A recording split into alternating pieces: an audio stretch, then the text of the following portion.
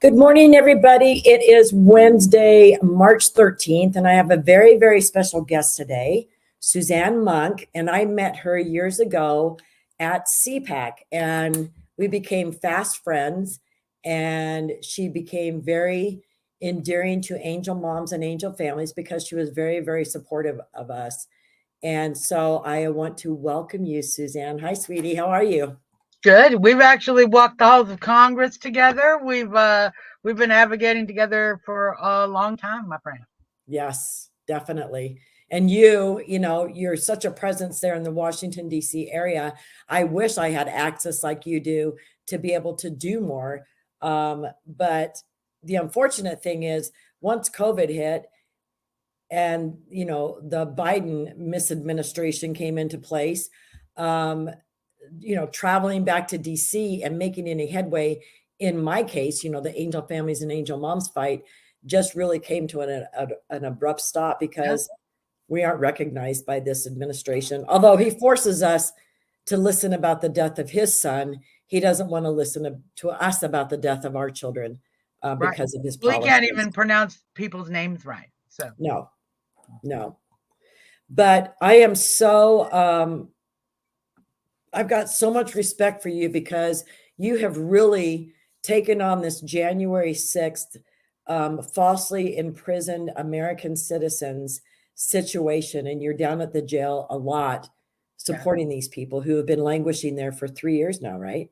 Well, yeah, and in Congress advocating for the conditions, dealing directly with the BOP. Some things that I've done in the last 3 years since January 6th happened is, of course, we saw 4 members of Congress back in 2021 go over to the DC detention center. That was really the first time when a lot of the public really realized what was happening and the conditions that we were seeing our January 6ers be put under. And getting those 4 members of Congress raised that awareness so much, but it also did actually make changes in that facility, and it opened the floodgates really for Congress to engage the J6 issue. And everything we've seen since then has really been an ongoing product. Back in 2022, we dropped off copies of the American Gulag Chronicles to all 535 members of Congress. I've sat in with the Proud Boys trial. We've had a lot of very productive work at CPACs. Last year we called it J6 PAC. This year we saw so many different organizations and different J6ers, actually, family members, people there sharing their stories. This issue has become hugely important. It got talked about on the main stage over and over in many speeches, in addition to having its own panel. All of that has been because there's a small group of us who have worked very hard since the beginning. This year, we launched the J6 Pardon Project because, as we know, we are coming around to that election year. Right. And God willing, and patriots put their work in, we will be inaugurating Donald J. Trump on January 20th, 2025. And he has said on day one that he intends to release the J6 hostages. We are here to make sure that that job gets done in its entirety, that the president has every single tool already ready for him to fulfill that promise 100%. And that's what we're spending this year doing. Wonderful. But what's really a drastic contrast is when you see illegals in this country murdering, raping, assaulting, stealing, hundreds of thousands of dollars worth of stuff, assaulting people, just walking by and shoving people down the stairs into the subway, even raping children in South Carolina, North Carolina, and they get released right back out into our society.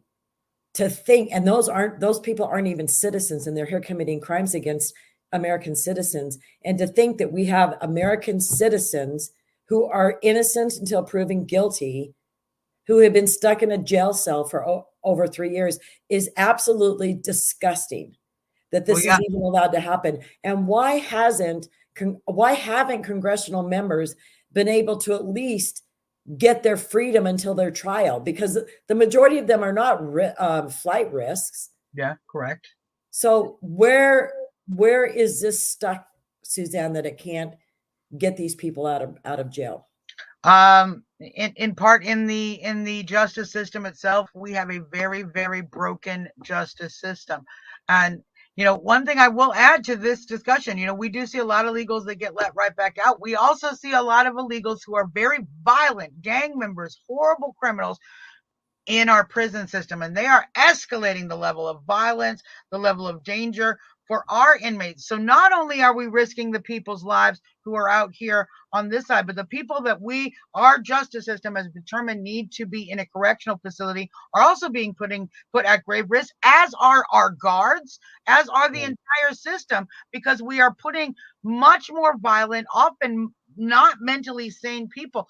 These countries are emptying their prisons. They are emptying their mental institutions. Yep. They are taking the people they can't handle, and they are the NGOs are helping them ship them into our country. And many of them roam the streets, but many of them are clogging our judicial system and sitting in our prisons, turning them into Venezuelan style prisons where they don't have control, where there isn't the ability to keep a safe prison, because the people that we have inside there are so very, very dangerous. And frankly, it's really personal to me, because some of these facilities are the places my friends are at. These immigrants, these illegal aliens, it is making it literally more dangerous for our J6ers as well, because we are not doing anything to stop them from getting here in the first place. So I just want to add that. As for Congress being able to move these cases, Congress, with all due respect, and I appreciate the hearings that they're doing, we're getting to letting the information out. I don't see a lot of legislation.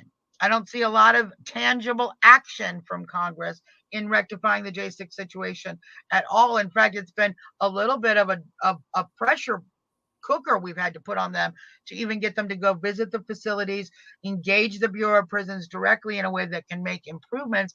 We appreciate Matt Gaetz's office doing more of that even now as we speak, some of that even behind the scenes, which is great. We want Congress using their leverage.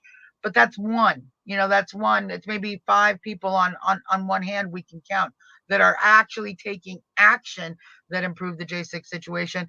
And the judges aren't doing it either. Trennis Evans of Condemned USA, a very important case that he has been doing work on for a change of venue that yet again was turned down and not even wanting to be heard by these judges. So the case is sound. The evidence that these juries are biased, the statistics have all been demonstrated. They did fantastic work on proving all of these facts.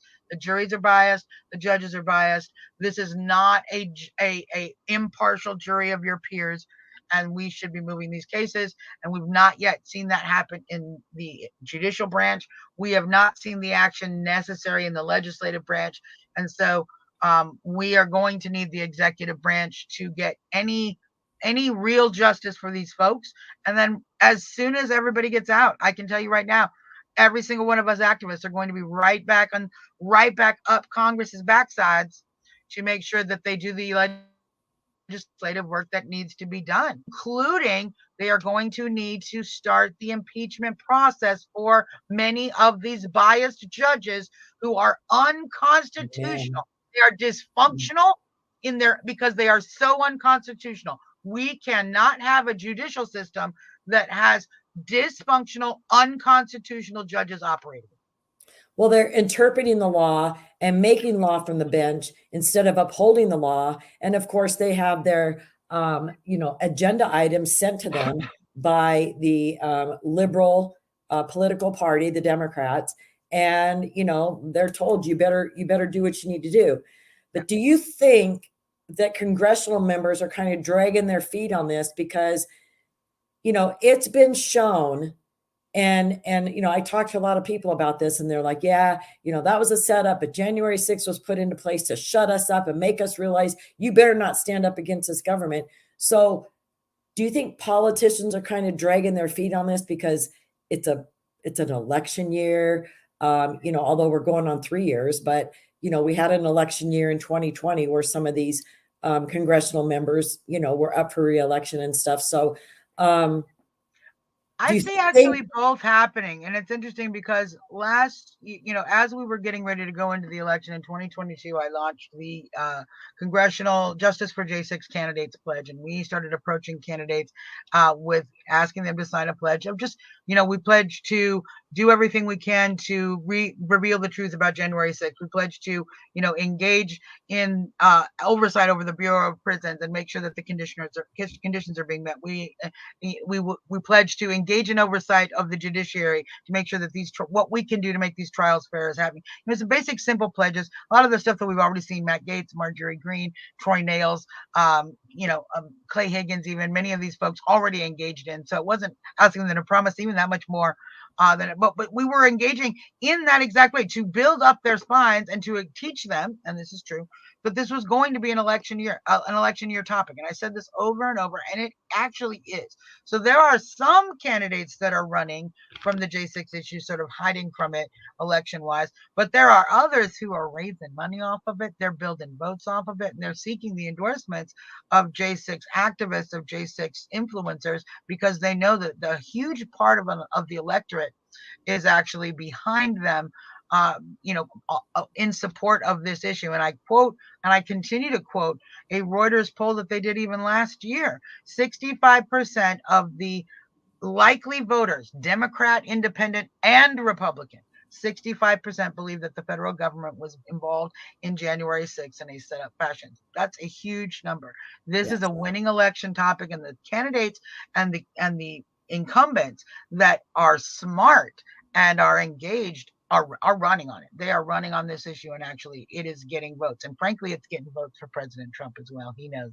That's why he's making these promises, because he knows that the people want it, and it brings that support around him. And we see that energy everywhere he goes. And so I think he knows very well. He's a very smart political man. He knows very well how to play to the crowd. We've seen him do it very much, and the crowd says free the J6ers. So, and I know you have, but the Loudermilk report that came out, and the pressure and the friction that's being put out there to Liz Cheney and Nancy Pelosi and all these people, do you feel like there's a light at the end of the tunnel for these J6ers,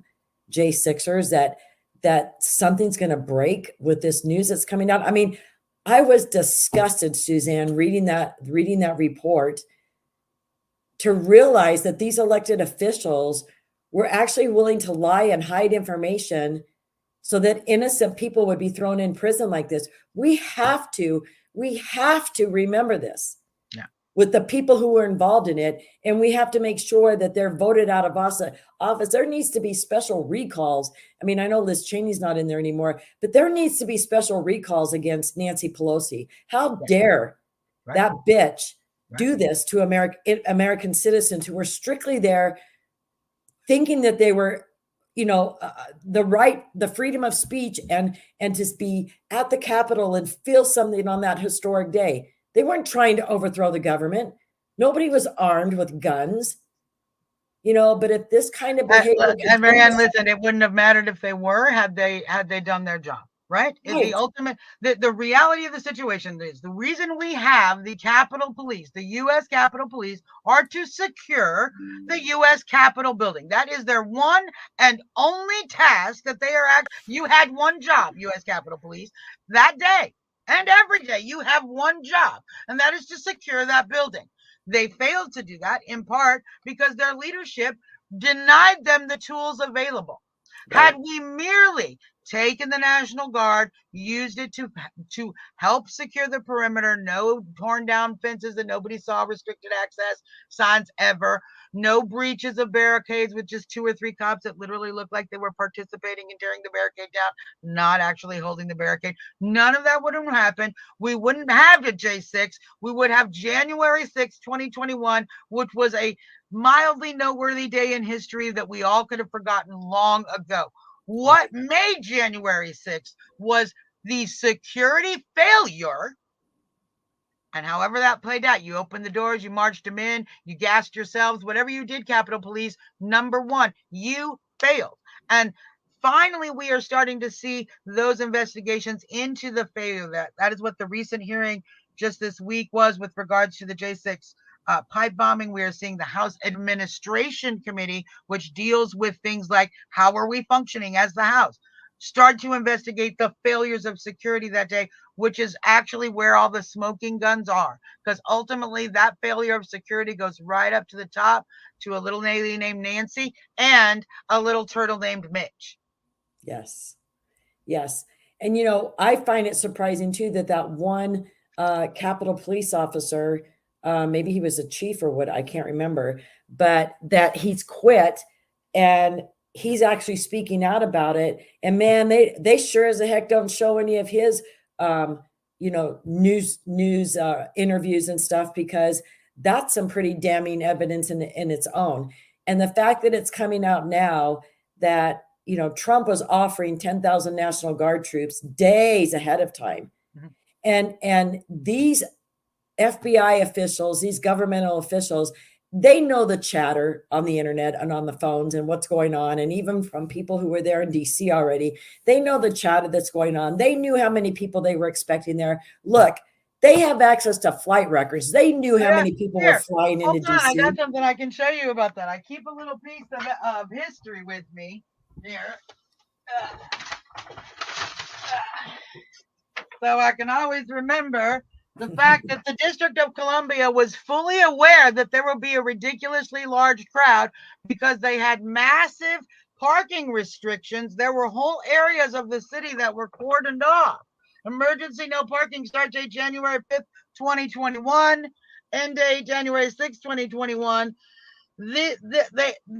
I kept this sign so that I could demonstrate to you. We had these all everywhere because there was a very secure perimeter you could not drive in and out of. The people who lived there couldn't get the cars in and out because we were so locked down. So the mayor was fully aware that we were going to have massive crowds and took action to address those crowds while she turned down the additional security force.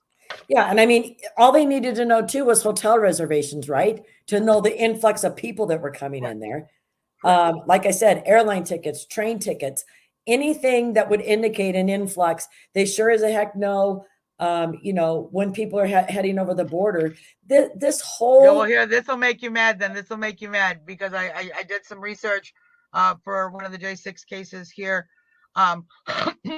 About that, because one of the things they're enhancing these folks' sentences with is damages occurred to the city, that they're saying that these folks damaged the DC economy by the events on January 6th. And we did the research. God. We did the research. We put more business into this barren city that was literally struggling and starving under the COVID protocols. We put more business in that weekend and in that time than we basically paid for about the first 2 quarters of DC's revenue in that one weekend. So the idea that somehow January 6ers hurt an economy here was insane. And I've found the statistics, I've showed the statistics and shared the statistics with attorneys in ways that they tried to put in front of lawyers to prove that is not true. We did not damage the economy.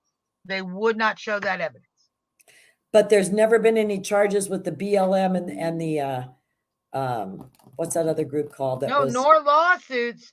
Nor lawsuits. Burning down and frankly, cities. that is something that the District of Columbia should be doing. They burned the city. They cost us thousands and thousands and millions of dollars in police overtime and in health assistance for these officers that were injured. We spent millions of dollars dealing with their riotous BS.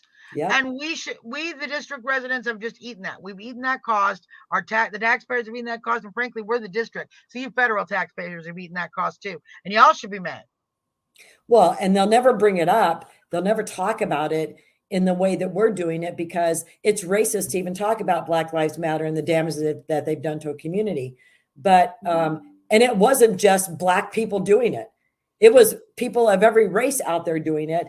And so to call anybody who tries to bring this sort of thing up and the damage that they cause the economies and the communities, and, those are long lasting effects, Suzzanne, because a lot of those places lost their pharmacies and their, the Walgreens or their small grocery stores or mercados because they were ransacked and looted and robbed and burned. And so all the people in that community are suffering.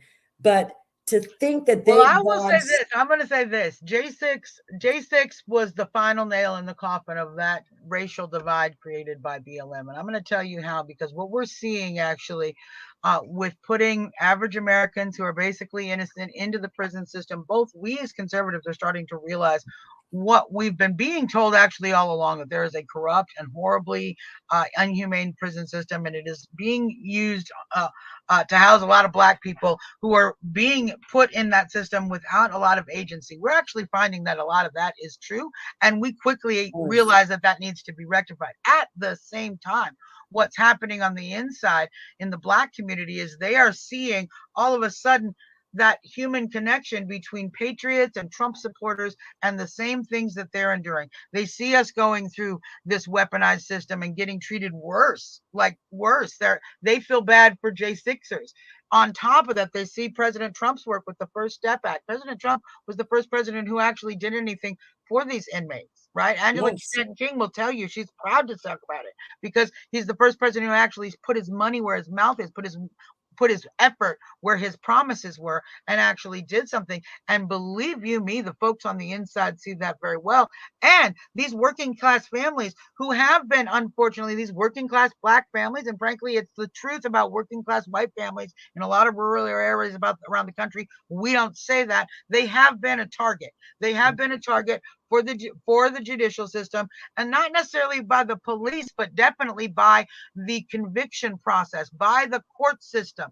It is likely that these people who don't have money and don't have agency, they are more likely to end up behind bars serving lengthy terms in these horrible conditions. And so now what's happened is we have seen, and we've always said this would be the case, if the working class Black folks and the working class white folks figure out we're fighting the same fight, it's over. It's over for the elites. And that is exactly what they have done. Well, and I'm feeling a shift, in things, not only with this revelation about Liz Cheney and them withholding this information about the J6ers, that narrative is kind of weakening, and now, you hear that some charges were dropped by the judge in the Fannie Willis thing. And I'm feeling a shift in things, Suzzanne. And I think it's because, like you're saying, Americans are fed up. They're fed up with feeling like victimized. And that's what we are with the open borders, with, people not feeling like they have freedom of speech because of the J6 example that's set out there for them. So, and you're very, very right. If we would all just come together as Americans and we got to dig in. Look, I'll give like maybe a rural example. When you're like rolling a big boulder or pulling out a stump, right? And you start to feel it give, that is not the time to breathe and pause and be like, oh, we made it give. When you feel it give, push harder, right? That's when you crank the winch more. That's when the car's coming out of the mud. That's when the stump's coming out of the dirt. That's when the boulder's going to roll over. That's when that barn wall is going to go up. When you feel that momentum, you push harder. We as activists, as patriots, we need to engage more now that we see these legislators, these elected officials, and these candidates really start to move in the direction that we're seeing. It's time to double down and keep pushing that message even harder. We're winning, but the game is not over. Right. Well, and even, the shift too with the new leadership at the RNC, heads rolling there and a bunch of staffers being fired. I mean, I'm seeing, I woke up yesterday morning and I woke up even feeling it more today, like things are changing, and I think too, because it's a shift towards, a more Christian approach to things. We know that God is missing from our lives, and people are, when I'm door knocking, because I'm running for office here in Arizona for state representative, and when I'm door knocking, and people are fed up, and then I've even had a few of them say, yeah, I'm so fed up with politics, I'm not going to vote. And I'm like, no, you have to. This is when we need you the most. This is the pivotal time that your voting, your ability to vote means the most in your whole life. This election. Well, and I think people feel that feeling of like, I vote and it doesn't do anything because you're citizening wrong. It's you don't just show up and participate in citizen governance every 2 to 4 years in November. You need to engage at least a little bit in making sure that the people you hire, your employees, know what you want them to do and get a regular like check-in. Hey, let's just do a progress report for you guys. We have to be paying at least a little bit of attention, and we have to be participating in between elections. And I always say it doesn't have to be a lot of time. But if you took 15 minutes a week, right? 15 minutes a week to engage your elected officials in whatever capacity, your local officials, your county or state officials, your federal officials, some issue that gets in your craw, if you took 15 minutes out of that whole week to write an email or make a phone call, you would feel so much more empowerment and agency, so that you would know why you're voting, why your vote is important. That realization happens when you engage the rest of the process. So, if you feel like your vote doesn't matter, do a little more. Make a few phone calls and you're going to realize how much it matters, and you're going to feel better about the entire nation we were given by our founders. Because once you realize that it's not just we the people, okay? It's me, the people. You're the people. You can't keep putting it on the we. It's not everybody, and we all just don't know who has to step up and do you have to accept it that I'm we the people. So that means I need to step up and self-govern. And if we all be me the people as much as we're busy being we the people, we'd have a much better country already. Right. And when I was guest hosting Texas Fully Loaded and you were on and you brought that up, that 15 minutes, I took it back to my LD meeting, the next meeting that we had, because we have a monthly meeting. And I was telling them, because there's so many elderly people who are precinct committee men and women. And, they're always saying, well, we can't door knock. And I said, I get that.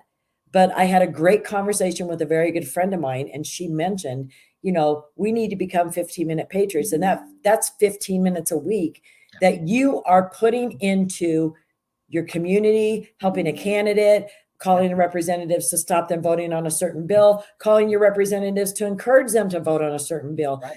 Anything and everything that you can do. Yeah. What is 15 minutes out of your week? Yeah. What is it? Yeah. Nothing. We spend 80 times more than that doing this. Yes. And here's what's funny. The tool you need to make those phone calls, to send those emails, is already sitting in your hand. So instead of watching that cute cat video, just save it. I love the cat video. Save it for later. But then pause, do a little email, come back to your cat video. It's really actually pretty easy once you get used to it. It's like a habit. It's like getting up and drinking a glass of water the first thing in the morning because you know it's healthy. You build the habit before you know it becomes part of your daily life, and it becomes part of your health. I guarantee you will feel healthier the more you feel you are part of the process to make legislators be responsive to the people. Well, I was talking to a couple, and they were they were strong conservative people, and they signed my petition, but they're disengaged politically in their community.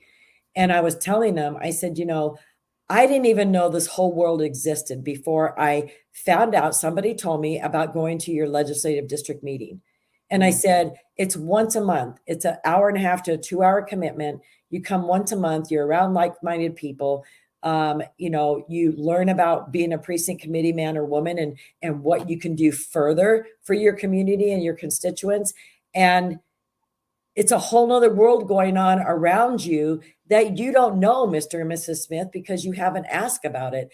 But my phone number's on my palm card, and please take it and call me when you're ready to attend a meeting, because the engagement, it's just like, I remember one time, Suzzanne, going to this racetrack in South Phoenix, and it was like demolition derby type of a thing.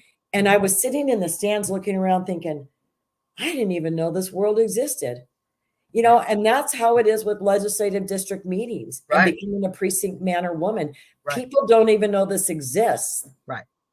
Well, and Marianne, I've watched you experience this phenomenon. You have gone and engaged creating a narrative, sharing a narrative, with the angel moms and all of the work you did normalizing those conversations. And yeah, I saw the frustration, Congress not doing all the things you wanted to do, but I also watched that the message of angel moms becoming part of the national conversation, becoming part of the regular conversation. In fact, so much of the work we see on the border now is because you guys had that voice and we're pushing the stories and we're pushing the conversation forward. And now we see the patriot community, they're doing a great deal of attention on the border. But look, back when you guys, when we were first meeting and when it was, early days, we didn't have, the law and border. We didn't have Ben Burkham doing a whole show every week. We didn't have all of this.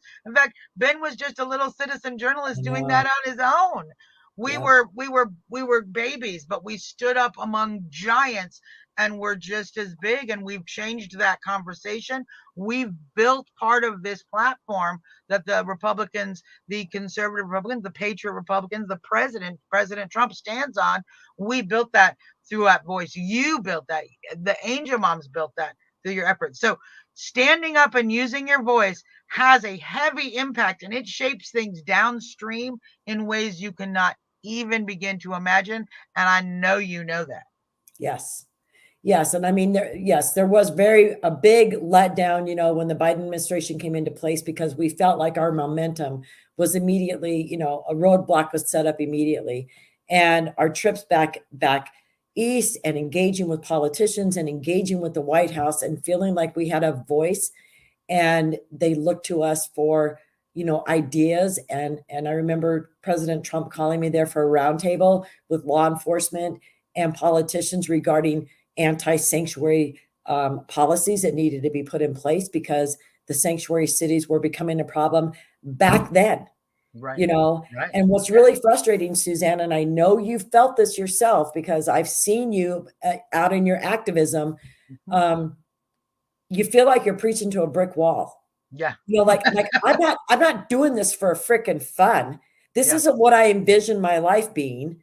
No. And if I'm going to take the time to have a conversation with you and warn you, this is what could happen to you. Yeah. Because I never dreamt of it happening to me. And you need to be paying attention to A, not having border security, B, sanctuary policies, and C, the weirdos like President Trump talked about who are coming over our borders. Right.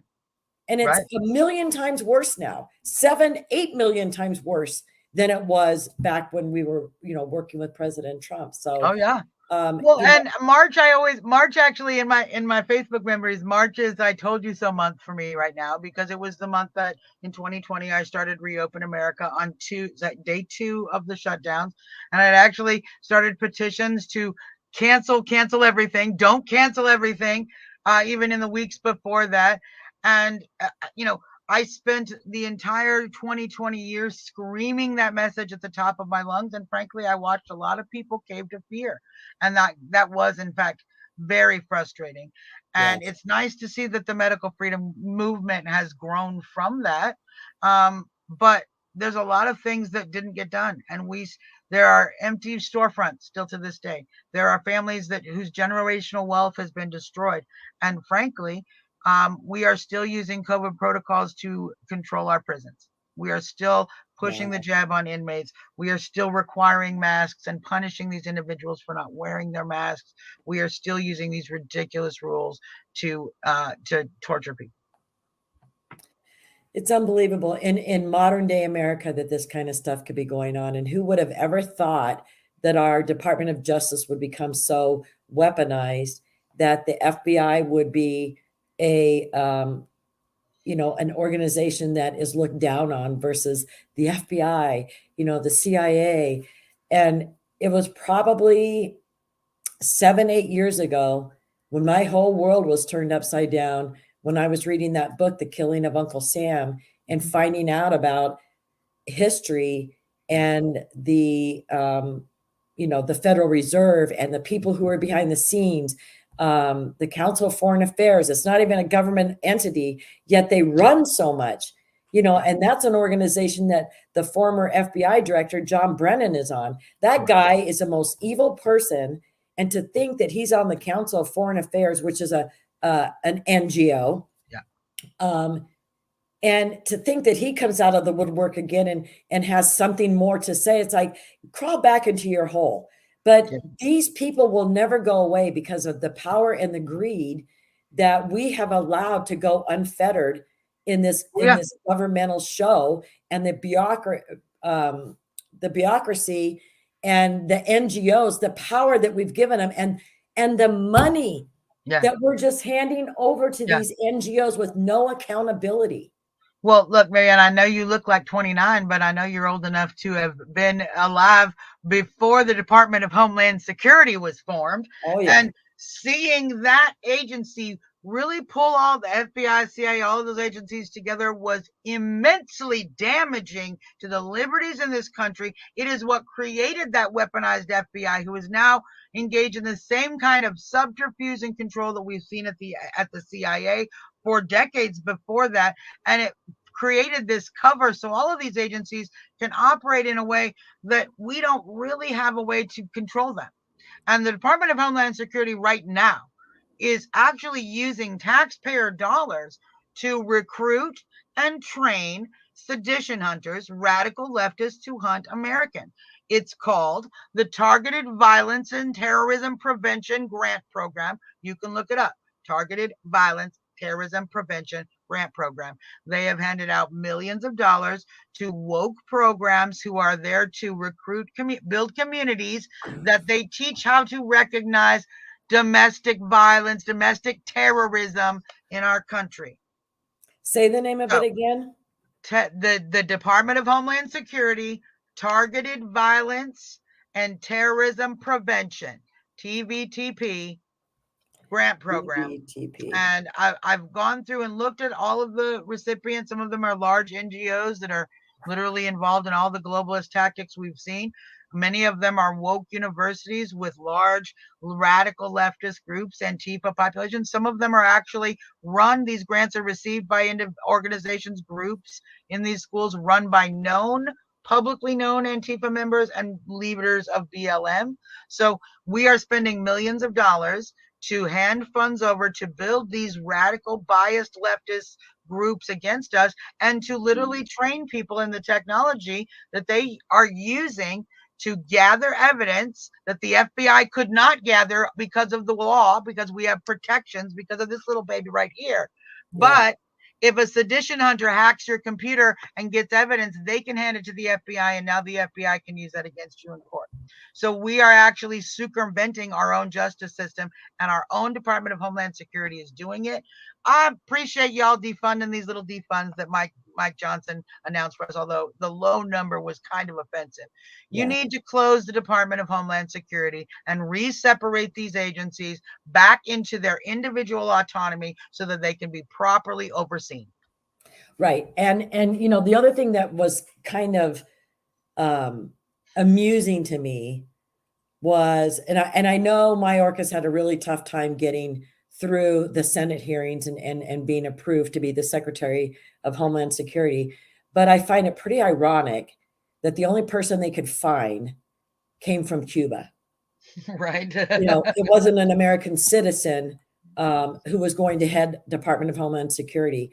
And knowing his history, through the Obama-Biden administration and being, Deputy Secretary of Homeland Security, being at USCIS, and all of the things that he was doing. And I had a whole podcast on this and went through his whole history. You could see where he was starting to turn, but he learned everything he needed to know, being the deputy secretary and being at USCIS, to know how he could be an effective Secretary of Homeland Security, effective in destroying this country as the Secretary of Homeland Security. Correct. And look, everyone complains about our rhinos. They complain about these people who don't do the right things. A lot of that is because we don't speak up. Let's take Anthony Fauci. If real conservatives who had been paying attention had spoken up in the beginning when we were talking about Anthony Fauci and had said all the truths about him. One, his history and involvement with the AIDS crisis, which was horrific. Anybody who paid attention would know that he was Dr. Death when it comes to that. The history of him in the government. He was George W. Bush's bioweapons expert. That's what his job was. If any of us, if those people who knew those truths had spoken loudly, and instead of being afraid that we might say something that wasn't exactly like President Trump, that you might be saying something the president doesn't agree with. So what? If we'd have said that, think of what we would have staved off, because President Trump is very responsive. And I know full well, because remember when he was trying to push against the vapes, right? He wanted to ban vapes. We had a lot of friends who are in that business who were very clear that that's not the solution. Getting more government into the process is not the solution. And he is being misled by the wrong people. We pushed that information up to him and he changed his mind. Right. He said, you know what? I've seen what's right. I've been given the good information. I've made it a sound decision, and I'm changing my previous tactic. So he is receptive. And frankly, that's why he does these rallies. That's why he stands in front of those crowds and you watch him do it. He feels the will of the people when he's talking to us, and he says this and that. And the things that we respond to voraciously, loudly, you can feel the crowd respond. Those are the things he pushes more. Those are the things that get into his speeches again and again. We've watched it happen. He is very receptive to us, the MAGA community. And that's why we're getting right now him saying in his posts that pardoning the J6ers is something he's going to do on day one. Because one, we've been saying it so much that he's hearing it. And when he says it, he hears our response. He hears the crowd go, yes, to the J6ers. He hears the crowd cheer when they play that anthem. He is hearing us. So we need to keep screaming that. We need to make sure that our voice is loud. Trump is merely our messenger. I know we would love to think that he is somehow, our general, but he is our messenger. We are the warriors. We, the American people, the patriot movement, are what is changing this country. And Trump is literally, he's just the edge of that shovel. We're the ones pushing the shaft and digging that new foundation. Yes, 100%. And he is very, people often ask me, what is he like? Because a lot of people have an opinion about him, like he's pompous, he's egotistical, but he's so genuine, and he remembers, like he remembered all of us angel moms. He remembered our children's names. He was very compassionate. He wanted to know what we thought and how laws could change and protect families like ours. He wanted us to engage with him. And that is one thing about a president. I mean, the president of the United States would take the time to meet with mothers who've lost their children. I wrote to Obama twice. Biden's been in office. They're never going to meet with any of us. They ignored us. Right. But this man searched us out, Suzzanne, because he had seen our stories. Yeah. And you're down in the Southwest. The Bush family could have reached out to you at any time. Yes, 100%. But what was amazing too is in the day after, and I think 2 days after, I got a call. And of course, I was in a fog when, the week after my son was killed. But I got a call from Representative Stephen King from Iowa to call and tell me how sorry he was about the loss of my son. Yeah, wow. I did not get a call from John McCain. Right. I did not get a call from Flakety Flake. Yeah. I didn't get a call from the governor. I didn't get a call from anybody in the state of Arizona. My son was a police officer who was an integral part of our community and was on the news for a week about people talking about him here locally. Yep. And I'm in DC for Feet to the Fire. And it wasn't during the Feet to the Fire event, but I was on the Breitbart radio doing an interview, and Flake heard me saying, nobody in Arizona contacted me. Flake, McCain, nobody, blah, blah, blah, blah. I get a phone call from him. Hey, Marianne, I want to meet with you. So we set an appointment up the next day. I passed him in the hallways on the way to his office. He didn't even recognize me. I'm waiting in his office. He comes in. He has a beautiful picture of his family there in his lobby. And as we went into the office, I said, that's a beautiful picture of your family that you have in the lobby. I said, but I've got one question to ask you. And he said, what? And I said, which child would you choose to lose at the hands of an illegal criminal the way that I did? Because the way you're voting and the policies that you're upholding is really what contributed to the death of my son. The meeting was over, Suzzanne. That was it. Mm-hmm. Because reality like that and death slaps you in the face. But when you think about the amount of politicians who don't even think about the people languishing in jail who for January 6th, who've had their rights stripped away, when they don't give a rat's ass about who they're letting into this country and how they're setting us up for a terrible, terrible, god-awful day that terrorist attack is going to happen again here in the United States, that they don't care how many of us die, that they don't care how many of us are going to be facing death soon because we felt forced to take the jab and talked into and convinced to do this. When you think about all the things that lead to death that these politicians participate in, it's pretty disgusting. Well, and let me say this as well. Right now, Jeff Flake is known as a rhino. His reputation as not being somebody that we in the conservative movement and the real Republican Party should have any interest in retaining or working with or liking. He's not one of us. He's clearly one of the establishment rhinos, and he's demonstrated that. And in part, Marianne, because people like you who are willing to put feet to the fire, as you say, who are willing to call out the truth. That's really what the Patriot movement has brought to the table. We are all of a sudden willing to treat these elected officials accountably. They need to be treated accountably. That doesn't mean we're not there to stop. We're not doing Maxine Waters. We're not stalking them in the streets, right? But we are making sure that we engage them. We do make those phone calls. We do address them at events when we can talk to them and say those harsh truths. You do take those meetings, but don't hold back and say the things that need to be said, because you get to demonstrate by showing him that he closes down those meetings. You get to show his rhino bones. And we've really, a lot of us patriots who are willing to do that have helped the patriot community really see who's on our side and who is not on our side. And you're welcome for people like Marianne and myself who have been doing the hard work of showing you who the rhinos are. You're welcome. Now go vote them out. Well, and it's not on mainstream media about 20 angel moms showing up at Nancy Pelosi's office and having the door slammed in her face and shoved out of her office. Right. But it would be, it's all over mainstream media when the liberals show up, 200 of them, and go into the into the rotunda or wherever at the Capitol in the Senate buildings and scream and yell and throw themselves around. And, people can't even hear properly. Right. But, how skewed. I mean, angel families were following protocol and being very respectful. Of course, yeah. And not screaming and yelling and causing a scene. Right. But to have an elected official slam their door in our face was pretty disgusting, especially when you think it's 20 grieving mothers. Right. Right. I don't want to lose sight of why I wanted you to be on.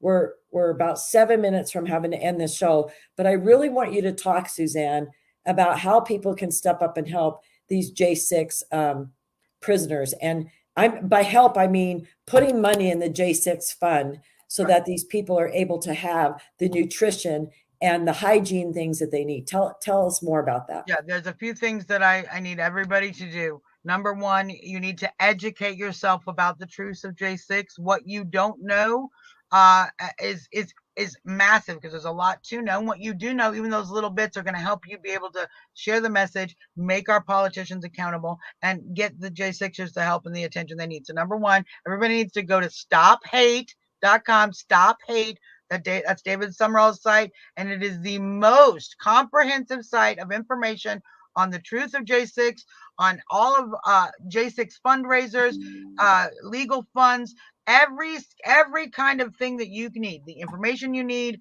to help, where you can provide that help. And you can also watch all of the documentaries they've put out there, Bloody Hill, as well as the latest J6, A True Timeline.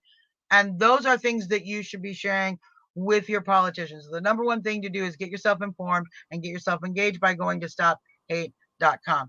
The second thing that you can do, put that in the comments, so everybody's got a awesome. The second thing you can do, and that's why I have my link here under my name, You can go and read about the J6 Pardon Project at j6pardonproject.com.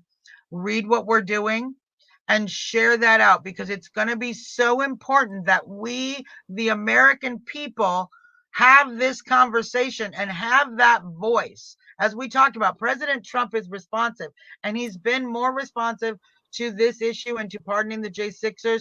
We need more of that. We need to create the voter mandate that says, President Trump, on day one, we, the Patriot movement, all 81, 91, 101 million of us, want you to pardon all J6ers on day one, just as Dinesh D'Souza said yesterday. They all have been denied due process. They all deserve clemency. All J6ers on day one. If we are sharing that message loud, the president is not only going to do it, but he is going to do it in spades. So we need, I know he's going to fulfill that promise. Let's help him have the political cover, the political mandate of the people to do 100% of the job. You can help doing that by having that conversation, putting those posts out, sharing your voice as well. We want all tweeting to the president, truth socialing, sharing it amongst your friends, sharing it everywhere. That is what we, the people, want. President Trump will echo that, and everybody will get to go home on January, in the last week of January, as we inaugurate President Trump for the 47th president of the United States. Yes. So we need your help. We need your help to make sure it gets done right. And how you help is sharing your voice and starting that conversation, so the public outcry is a concert din, right? I want the president's ears to ring and go deaf, like he's standing next to the Marshall speaker listening to Ozzy, right? I want it that loud.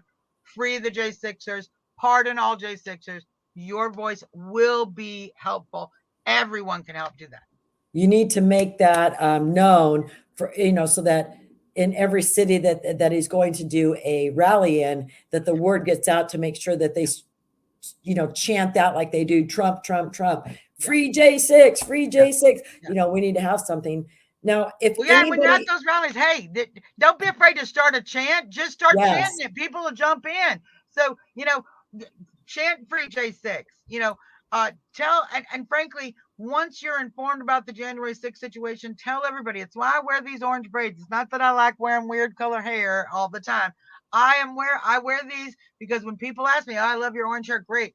Thank you so much. They're correctional orange. I wear this in solidarity with my friends who are January 6th political prisoners who are being held in egregious condition for doing next to nothing, for exercising the First Amendment. And I get to talk to people right here in a deep, deep blue city. I talk to Democrats all the time. I tell you what they say. That sucks for you. That sucks. That's not right. That should not be happening to your friends. Right. Thank you. So feel free to be loud.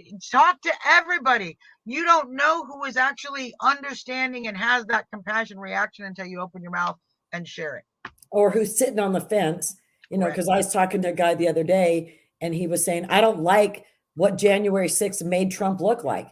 I'm going to vote for him, but I don't like that vision that, and it's like, I had a little conversation with him, and he kind of was like, oh, okay. And I said, you got to pay attention, because, more and more is coming out about, what a scam this J6 committee was. Right. But if anybody wanted to get in touch with you, Suzzanne, directly, is there a way they can do it? Yes, you can.